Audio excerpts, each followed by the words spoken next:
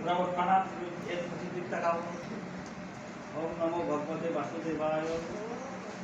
শ্রীমদ্ভগবদ গীতা নবম অধ্যায় রাজবিদ্যা ও রাজগুরু 26 নম্বর শ্লোক। শ্রী ভগবান উবাচ পত্রং পুষ্পং ফলং তয়ং ইয়ো মে ভক্তা প্রয়সতি তদহং ভক্তি উপরিতম অশ্নামি। অস্নামি প্রয়োগাত্মানো। যে বিশুদ্ধ সিদ্ধ যে ভক্ত আমাকে পত্র পুষ্প ফল ও জল অর্পণ করে, আমি তার সেই ভক্তরূপে উপহার গ্রহণ করুন।